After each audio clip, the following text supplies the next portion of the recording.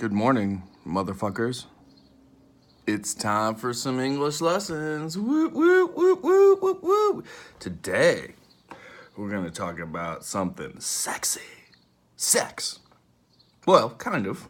How do you talk about sex to an 8-year-old or a 10-year-old or a 12-year-old?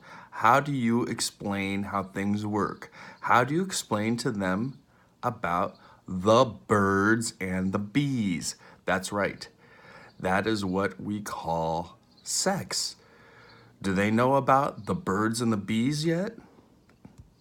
We got to teach them about the birds and the bees. Do they know about the birds and the bees? Because if they don't know about sex. Birds and the bees, birds and the bees.